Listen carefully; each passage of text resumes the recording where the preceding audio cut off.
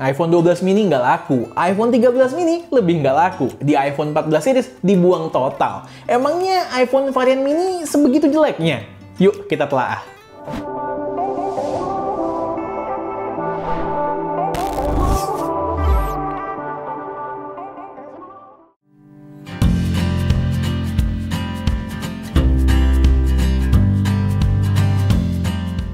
iPhone mini ya, sebuah penamaan iPhone yang super cute dan pinter ya, karena sangat mudah untuk diingat di antara segambreng iPhone yang dijual di web resminya Apple.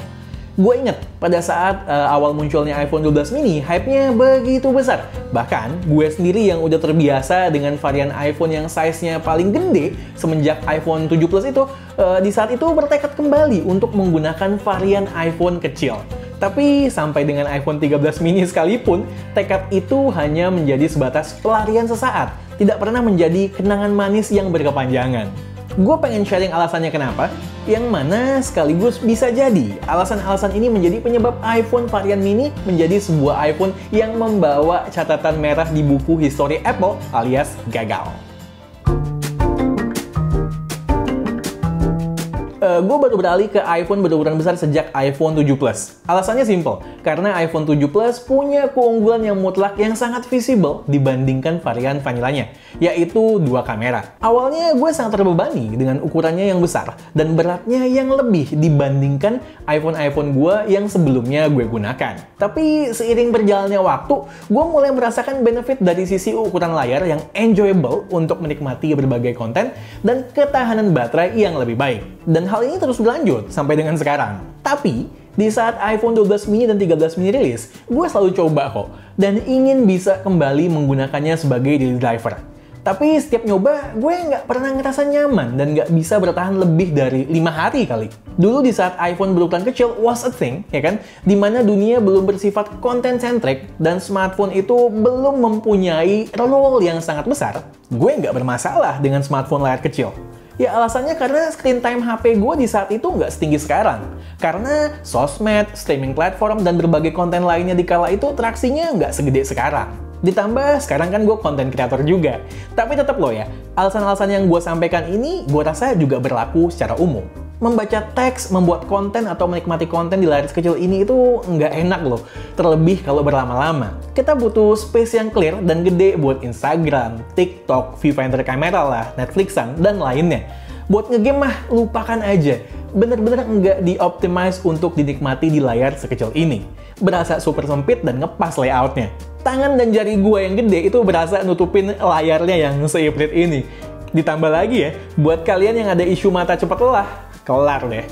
Gue pribadi ngetik aja masih suka kesulitan dengan keyboard sekecil ini. Suka banget tipu, saking udah terbiasanya ngetik dengan keyboard di layar besar. Terus, di saat gue pakai buat maps di mobil, berasa kekecilan juga buat mantau jalan. Oh ya, mungkin ada yang bilang, display size atau text size-nya bisa di-adjust di settings. Bener, tapi di display sekecil ini, adjustment tersebut sangat bisa merusak elemen atau estetika UI-nya. Gue pribadi nggak suka. Ketidaknyamanan secara size layar ini masih harus ditambah soal ketahanan baterai yang sangat-sangat kurang. Gue sehari minimal harus ngecas 2 kali untuk bisa bertahan sampai malam. Ya pokoknya jomplang lah experience-nya dengan iPhone varian Max gue yang bisa bertahan seharian lebih ya, tanpa harus dicas berkali-kali. Tebakan gue ya, orang-orang yang beli iPhone varian mini ya mayoritas user iPhone jadul yang pengen nostalgia. Di luar itu sangat-sangat minimal. Hal berikutnya, para user iPhone, ya termasuk gue lah ya, udah terlalu terbiasa dengan mindset iPhone itu ya HP flagship, apapun tipenya. Karena biasanya varian Plus atau non-Plus maupun Pro dan Pro Max itu nggak jomplang bedanya. Begitu kita dikasih 4 opsi iPhone terbaru tiap tahunnya, iPhone mini ini terlihat seperti iPhone terbaru kasta paling rendah ya. Terlebih nggak ada embel-embel Pro-nya. Bedanya juga jelas ya, kameranya cuma 2, fiturnya pun kalah banyak, terlepas pakai nggak kepake ya itu urusan belakangan ya kan. Ditambah layarnya juga masih belum high refresh rate dan lainnya. Terus untuk orang yang memang punya budget, mereka pasti lirik 2 varian teratas yang memang best of the bestnya iPhone terbaru ya kan. Nggak mau mereka mah disuruh beli iPhone kasta kedua.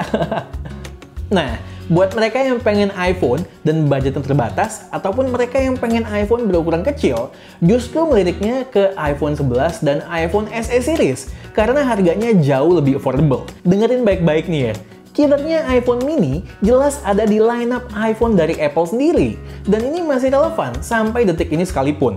iPhone 11 di iBoxing Week 2023 dijual mulai 7 jutaan kecil. Lalu ini true story lagi ya, yang baru aja kejadian. Si Iren model K2G, ya kan? Dia sukanya iPhone kecil karena enak di tangan. Orangnya nggak begitu concern sama size layar maupun ketahanan baterai. Yang dibeli dia adalah iPhone SE generasi kedua. Ketika gue tanya kenapa nggak beli iPhone 12 atau 13 mini, dia bilang kemahalan. Ini fakta dan cerita real. Si mini itu barrier to entry-nya tinggi sekali. Kalau menurut gue pribadi ya, iPhone varian mini ini cocok buat kita-kita yang pengen detox dari kegemerlapan screen time smartphone atau sosial media. Gue selama pakai iPhone 13 mini, jadi jarang lihat HP ya. Nggak maniak konten banget gitu.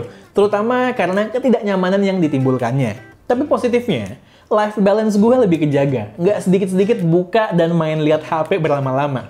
Berasa lebih fokus aja sama kerjaan gue gitu. Kalau emang kalian minat sama iPhone mini, menurut gue ambil yang iPhone 13 mini. Jangan yang 12 mini. Karena secara spek dan experience juga 13 mini lebih baik. Ada beberapa alasan. A15 Bionic lebih efisien, ditambah baterai yang sedikit lebih besar, ketahanan baterai 13 mini ini lebih oke dari 12 mini. Lalu untuk penggunaan di outdoor, screen brightness-nya juga lebih baik. Maksimumnya lebih tinggi 175 nits dibandingkan dengan iPhone 12 mini. Kemudian yang menarik, kamera utamanya itu speknya udah mirip ya sama iPhone 12 Pro Max yang artinya juga menggunakan sensor shift OIS. Yang 12 mini kan enggak.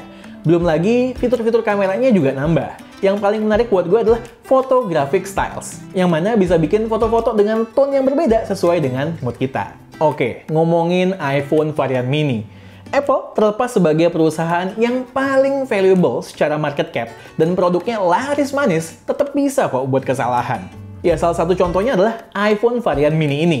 Tapi kesalahannya menurut gue bukan karena iPhone varian mini ini merupakan sebuah produk iPhone yang jelek. Namun menurut gue, problemnya mungkin di saat merilis atau mendesain iPhone 12 mini, riset mereka itu nggak peka ya terhadap perubahan zaman dan kebutuhan konsumen di masa sekarang. Yo, kalian lagi pada nyari HP second? Yang paling bener, mampir ke lapaknya teman ponsel. Kurasi HP-nya banyak. iPhone ada, Samsung ada, Xiaomi ada, ya pokoknya lengkap lah. Dan yang nggak kalah penting, available di berbagai e-commerce lokal. Mulai dari Tokopedia, Shopee, Bukalapak, sampai dengan Akulaku. Jadi tinggal pilih aja nih, marketplace yang sesuai dengan keinginan kita. Linknya udah gue taruh di deskripsi ya, silakan dicek. Oke, sekian aja obrolan kita mengenai iPhone varian mini kali ini. Gue Satish, and this is K2G. Tunggu racun-racun kami yang berikutnya. Bye guys!